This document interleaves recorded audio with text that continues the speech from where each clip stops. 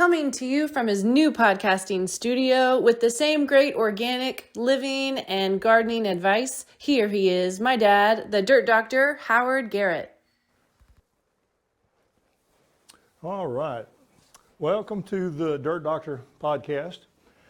We will catch up on some questions, a lot of questions coming in this week, and we'll do some of our usual kinds of things, starting with the SPCA. The SPCA Dog of the Week, better get my notes here. SPCA Dog of the Week this week is Zoe, and Zoe is a really cute Yorkie Poodle mix. Check her out. She is really good, and Butter from last time and Lazuli from before that are two great choices for you. So take a look at them. Check with your local rescue organizations wherever you live. It's a great way to get a pet. We are doing kind of an extra podcast this week. We did one that was on my special exercise program, my joint exercises that I do. And I talk about that in the last podcast. So I wanted to catch up on the questions for you this week as well.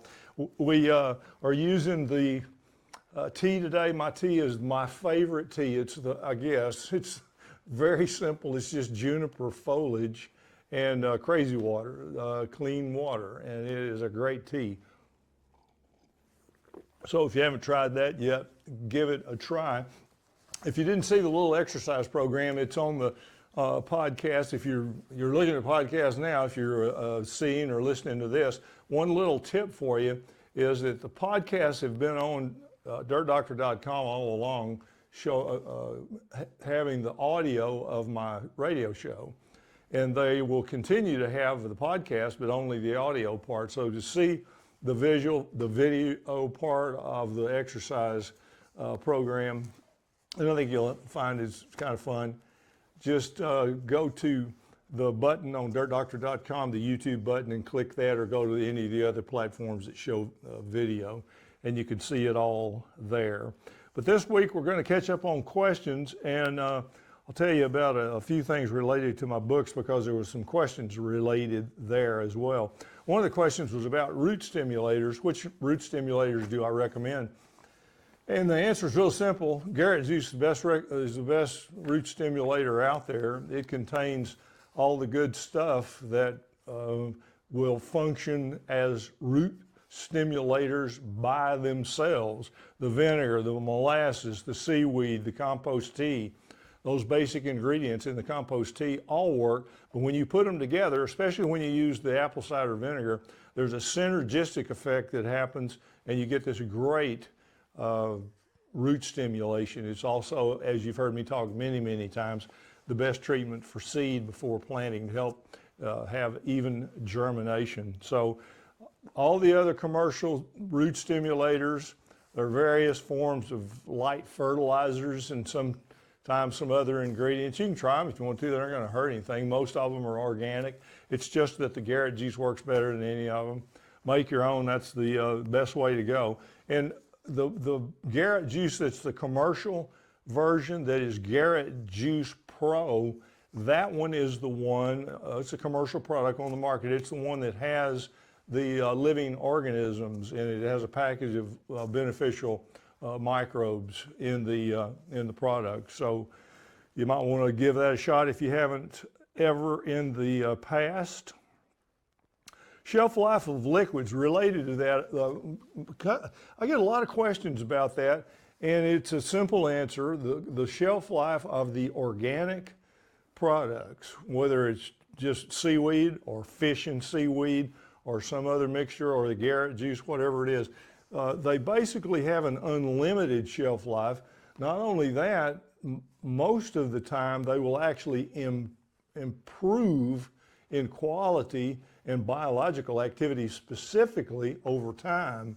So don't worry about the fact that they've been around for a while, except for one thing, and that is when you keep one of the liquids, no matter what the mix is, around, that's an organic mix, it will eventually develop a sludge and a clumpiness on the surface of the liquid inside the container, especially if you don't keep it in the refrigerator, which is the best thing to do if you have room to do that. If you have an extra refrigerator, away from food, probably is the best idea. But all you do is skim or strain out that clumpiness and use the product just like it was brand new. No problem at all. The clumpiness can be put into the compost pile or can be put into beds and is perfectly good to use. Let's see, one of the things that came up, and I answered it sort of in the last podcast, let me do a little better job this time. Somebody asked me about using the mixture of Epsom salts, brewer's yeast, borax, and bioform. Well, first of all, bioform, I'm not even sure is on the market anymore. It's a product that we used to recommend a long time ago. One of the things that Maggie and I are in the process of doing now is learning all the ins and outs of editing the new website, dirtdoctor.com, because going back into it, we know without even looking, and we've seen some of it, there are old products that we recommended that aren't even available anymore. There are products that we now have a better recommendation for, and so on and so forth. They keep telling me it's real easy to edit. I'm such a not a tech nerd that it's taking me a while to catch on, but I'm getting there. Our web designer Sandon and Maggie and Logan and Hannah, everybody, all of the team is helping me make a little progress in that regard. So I'm getting there. Just going to take a while. But anyway, this mixture of those products, Epsom salts, brewer's yeast, borax, bioform. If you had bioform and you wanted to do that, and I don't have any, and turn it into a mix to use for foliar feeding or for drenching the soil as a soil fertilizer, I don't have a problem with that. The only issue is that if you use too much borax, you're going to go from having a situation where you don't have enough boron in your soil or in your system, in the plant, in other words, in the soil and in the system, and in the soil and in the plant. You can very easily go over to the limit and put in too much borax, at which time you will have created a much bigger problem than not having enough borax. If you use the generic things that I recommend, the basic ingredients of Garrett juice, the regular organic fertilizers that are blends of meals and various kinds of things, if you use good quality compost, if you use earthworm casings, if you use all the things that we talk about, you're going to get trace levels of borax and copper and zinc and all of the different trace minerals, and you're never going to have to worry about overloading things and creating a problem. So I say never, there will be some cases where we would probably do it, but I hardly ever would recommend buying and using a single element product. These characters that are still recommending synthetic fertilizers, for example, that are recommending nitrogen only products, that's such a horrible recommendation. You cause so much of an imbalance there that kind of fertilizer has no carbon in it. It has no secondary, it doesn't even have all the primary nutrients. It doesn't have any of the secondary nutrients, and it's got almost none of the trace minerals. So it's the farthest thing in the world from a complete and balanced fertilizer. And you create a bigger problem every time you apply that kind of a high nitrogen synthetic fertilizer. So don't do it. Use the organic things that we talk about. And if your soil test shows that you need some copper, there are some, there's information in I didn't bring one of them in today. I was going to show you a couple of other books, but I have a book, if I've even got a copy of it around here. It's called Organic Management for the Professional. And the late John Ferguson was one of my partners there, and Mike Amaranthus. And there's a lot more technical detail about the chemistry aspects of soil and fertilizing, things like that. And it gives you some real good information in there. John was the one that came up with a section of the book that talks about what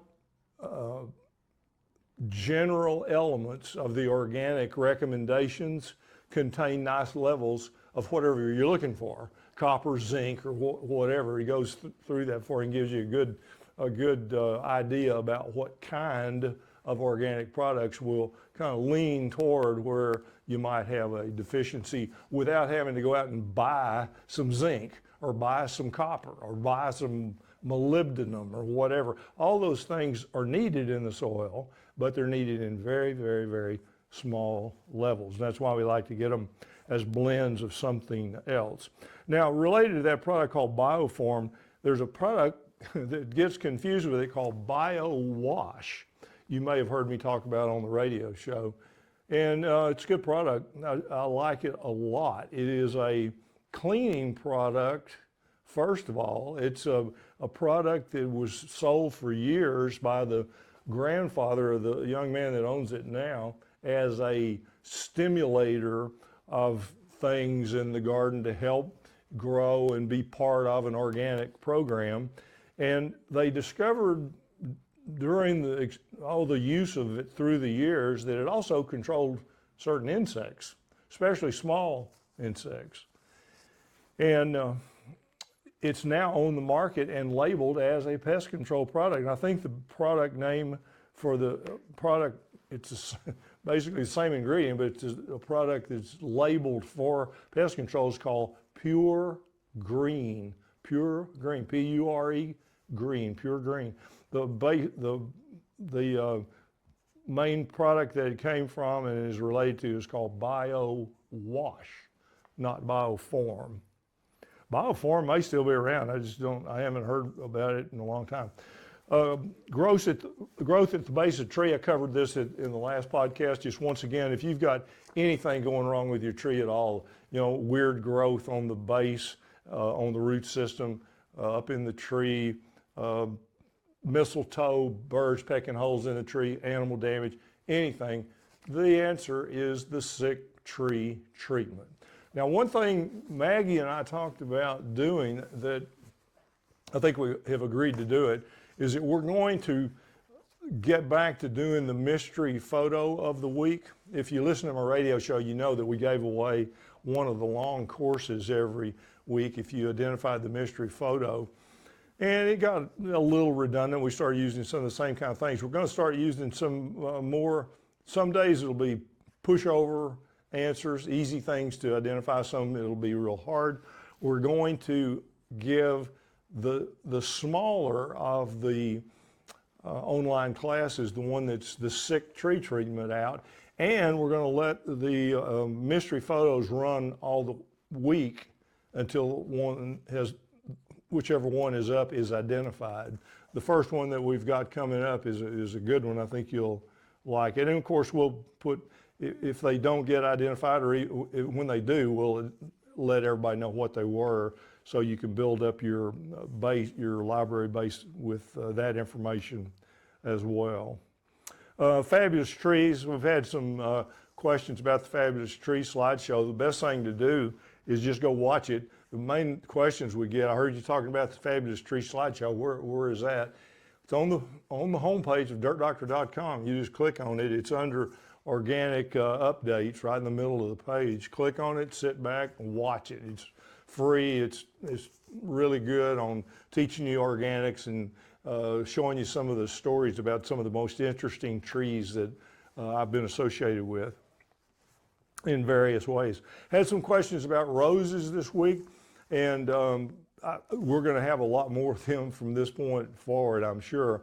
The first questions that I got were about black spot. How do you get rid of the fungus, the black fungal spotting on the leaves of roses? And somebody else asked me about powdery mildew, which is another rose disease.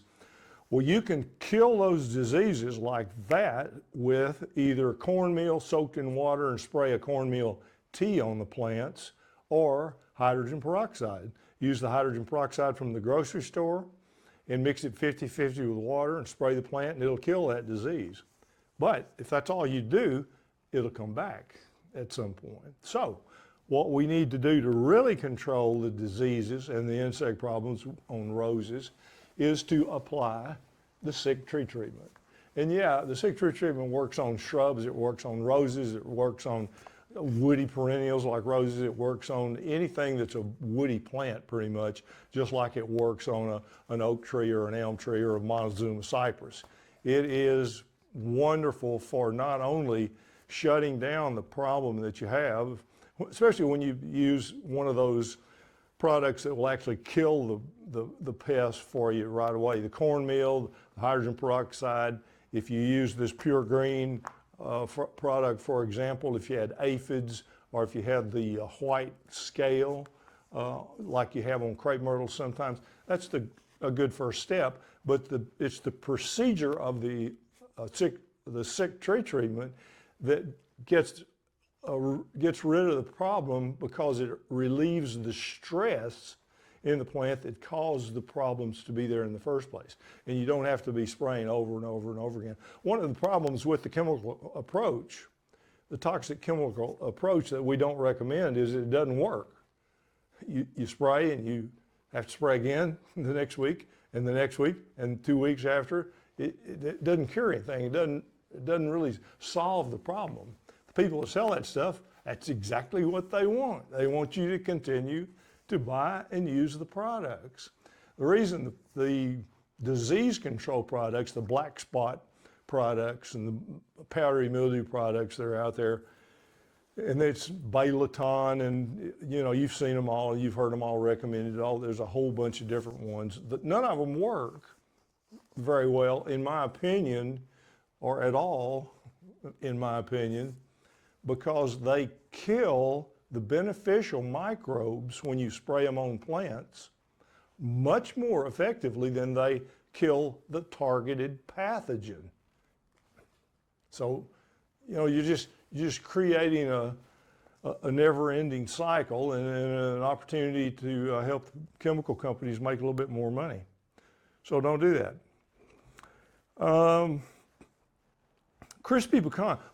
One of the articles in the website is the crispy pecan recipe, and I noticed in there, I went in to edit it and update it, and I started doing it, and I figured after hitting the wrong button a couple of times that I need to spend a little more time on it, which I will do today and tomorrow, and get it fixed for you. Right now there's about 4 different crispy pecan recipes, and they all say something a little bit different. I'll get them edited, get them updated to what my current best recommendations are. I've got it down to a real nice recipe and technique now that's simple. We mix the ingredients that I've recommended all along: cocoa aminos, butter, salt, a little garlic, a little cinnamon. It's all on the website. Mix that in a stainless steel pan instead of a cast iron pan now. I quit recommending cast iron because there is a pretty good chance of heavy metal contamination from cast iron. I like cooking with cast iron skillets, but the heavy metal thing is a little bit of a concern, if not a pretty big concern. And I'm not soaking the pecans in water anymore. I found out, and Maggie gave me a tip talking about her last batch that she made, in that if you soak them in water, they don't get as crispy and as nice a texture. Some people have argued with me, not argued, they sent me notes when I said I wasn't soaking them in water anymore. They said it really does help with something about the nutrient availability of the pecan or something, but the taste, the niceness of it being a very healthy dessert type of a treat kind of goes away a little bit when you soak them in water.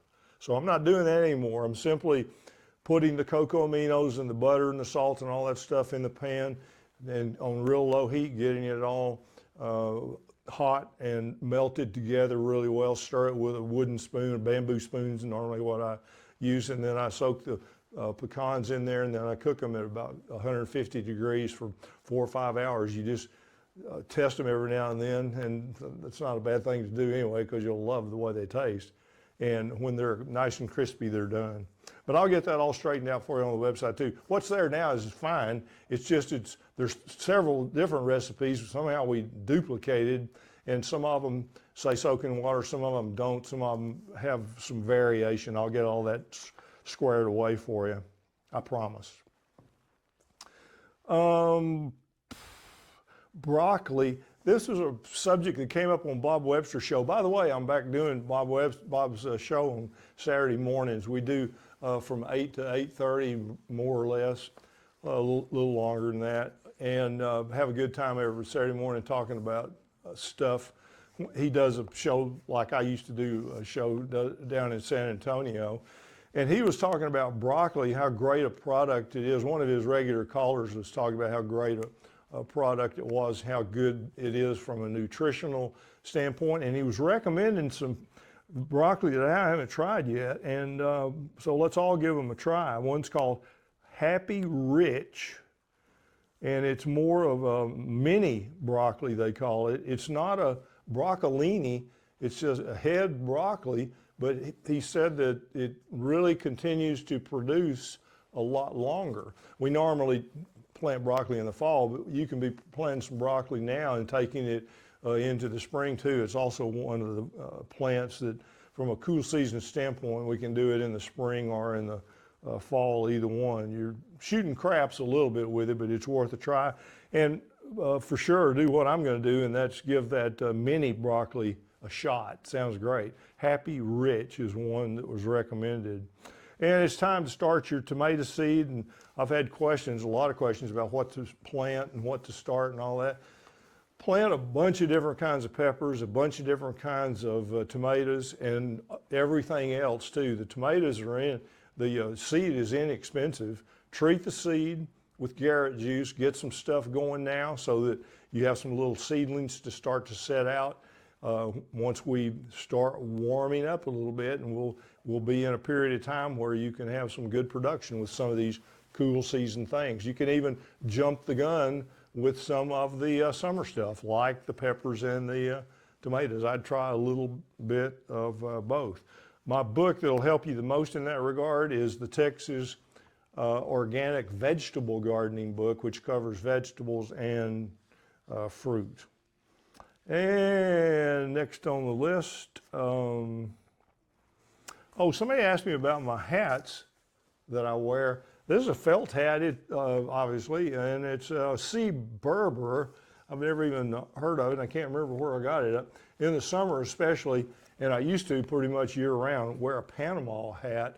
I got away from that because I lost one of them. It was pretty expensive one time. I left it in a taxi cab, of all things, and I haven't got back. I've got some old ones that have kind of worn out, but yeah, we're usually wearing some kind of a hat because I look better with a hat on, as you can tell. No-till, question about no-till. And that's a good question. I basically recommend no-till, but there's a caveat and there's a big one. No-till for the home gardener is a great thing to do. You build your beds, whether they're raised beds with some kind of wall holding the bed up, or like I do, you just raise the beds with the amendments you put in and slope the edges down. If you build your beds really well one time, you can do no-till. You don't need to till the next year. You can simply add compost and some organic fertilizer and maybe drench some Garrett juice into the top if you stay out of the beds. Don't walk in them. If you walk in them, you'll ruin them and you'll have to re-till. So no-till, I'm a big fan of. Now, let's talk about agriculture. In agriculture, no-till has got a big problem, a real big problem. And that is the no-till recommendations from the universities primarily get you to no-till, leave all the stubble out there, and as anything starts to grow, just spray the bejesus out of the fields with Roundup. Okay, so Roundup use really spiked when all the no-till thing came into being the fad, being the latest kind of thing. It really gave gave spraying Roundup a green light. And the only thing that slowed it down was the fact that the farmers doing all that finally they finally realized they were killing beneficial microbes in their soil so significantly that their production on their fields dropped like a rock. And a lot of them got smart enough to start, applying carbon products, composting, organic stuff, even if they were still using some synthetic things to try to build the carbon back that they realized they were burning out of the soil with the toxic herbicides and having things exposed to full sun, without having any mulch on the surface of the soil, no cover crops or something like that. So no-till doesn't work very well on a large scale because they don't do it right. They do it so that they can spray more Roundup, not so that they can stay off the beds and add more organic material to the surface, build the carbon, keep the carbon that's there in place, not let it volatilize out, the sun burn it out, and not have it leached away with the synthetic, burned up and used up by the synthetic fertilizers. So yeah, I like no-till in a small scale way for the larger places. Maybe some folks are doing it, but not enough for sure. Past shows, I think I mentioned this already, but just real quickly in case didn't really. The past shows are on Podomatic, on dirtdoctor.com. All of the radio shows are there for you. So you can still listen to my radio stuff. A lot of people have complained I'm not on the radio anymore. Well, I still am, because all of that stuff going back several years, and we've got it going back forever, I think, if we want to add it, if we get enough requests for it. But if you want to go back to any season and listen to my radio shows, they're there on dirtdoctor.com, down on the home page, down toward the bottom where it has the Podomatic stuff. All of our new podcasts like this are going there too, but it will only be the audio part. Once again, click on the YouTube button on the homepage of dirtdoctor.com is the easiest way to do it, and it takes you to the videos on YouTube, the podcast videos. Let's see. Oh, interesting question came in just yesterday, and that was related to my recommendation for vinegar on the highways instead of the glyphosate, the Roundup products. And the question was, will the vinegar hurt asphalt? And it's an interesting question because vinegar won't hurt asphalt very much at all. I mean, if you put 30 or 40% vinegar and kept it on the asphalt for a long time, it probably would have a little deterioration of the surface of asphalt. But you know what hurts asphalt more than vinegar? Roundup. Roundup, I'm pretty sure about this. You can double check me on it, but Roundup was discovered because it was originally, it was discovered as a herbicide because it was being used as a descaler. They were using it in giant commercial vats and tanks to descale the metal. Well, if it has the power to descale metal, it has the power, to hurt asphalt too.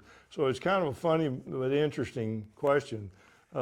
Will vinegar hurt anything? No. In fact, we use vinegar and spray it up against the trunks of trees and things to kill the weeds right around woody plants. We discovered that years ago. Malcolm is the one that first discovered it in his vineyards, spraying it on the bases of grapevines. So no, the vinegar won't hurt. It's just a wonderful thing. It's actually a very mild organic fertilizer, especially the natural organic apple cider vinegars.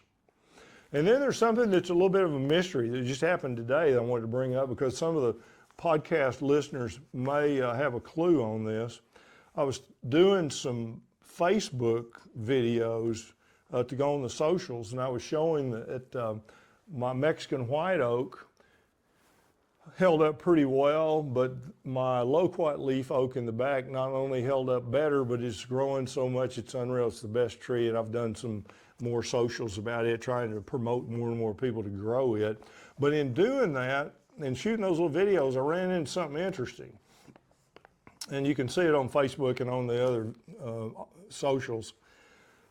Looking at the foliage of Mexican white oak, which is a big evergreen leaf, I saw this white residue. And I took pictures of it. It's on Facebook, or Hannah will be putting it on Facebook right away. There's a white residue on there. It almost looks a little bit like powdery mildew, but it's not. And you can rub it off. It's loose. You can rub it off with your thumb. And it dawned on me while I was looking at it on the tree that I had been out in the backyard with my dogs, with Nellie and Elvis, and it was on my wood deck. A real heavy amount of it on the wood deck. And you could tell it came from the snow and sleet that was kind of melting and fading away. You could kind of see a little movement in this white stuff. Okay, what is that? I don't know. And I'm not sure I'm going to enjoy finding out what came from the sky down to the wood deck, brown wood deck, so it shows up real good. You'll see the pictures. But it's on the plants as well. Any of you have any kind of clue out there about that mystery, let me know. And that's going to kind of wind up the questions for today. Let me cover a couple of things that relate to books. Some people are asking me about my books. This is the first of the books that I ever did. And I did the first one of Plants of the Metroplex even before I was organic. And those of you that are new to the Dallas-Fort Worth area and just want to get started, I cover 2 shots of every plant, every tree, not only the ones I recommend, but the ones I don't recommend and why I don't recommend them. For the shrubs and ground covers and vines and perennials, I did 1 photograph per page. But it's good for all of Texas, probably good for quite a bit of the South. You have to get it probably on Amazon. I think we have a couple here in the office if people rush to get it from us. I don't think we have very many. We also have a couple of the Texas tree book that you could buy from us. You can also get it online. The organic manual is one we don't have a whole lot of copies of right now, but you can get it from Mother Earth News or online, and it covers some of the most recent technical specifications that we give out to everybody. One of the questions that came in this week was about what are the best plants for cleaning up the air inside of a building. Well, the answer to that is in this book. It's a great book, but the answer to it is that the best plants to use are the ones that are the easiest to grow and that will stay green and be there for you. And they're listed in this book. This book was written by a guy named Dr. Wolverton, and Dr. Wolverton worked for NASA. They worked on that exact subject, how to clean up air in space travel. And this book covers the plants and the details. I got it wet somehow. I don't know how I did that. It covers the plants, many of which are the basic things that you've used yourself, I'm sure a lot, but it gives you some details about what contaminants in the air the different plants do the best job on. So it's called How to Grow Fresh Air. Not mine, Dr. Wolverton's. We'll talk about, I should have brought a copy in here. The one book, if you want to buy from us and get my signature and all that, we do and help TORC, the Texas Organic Research Center, with its mission of pulling together more and more and keeping together the information about what works about organics and what doesn't work. You can buy the Herbs for Texas book from us. We still have copies of those. You just send us an email, info@dirtdoctor.com, and we'll tell you how it works. You can also use the Ask Howard feature of the new website. Enjoyed being with you today. We'll get into more of these kind of questions every podcast. If you have a question or a subject you want me to cover, just drop us a line, info@dirtdoctor.com, and we will try to address your questions. And if we don't know the answer, we'll help you find it. See you next time.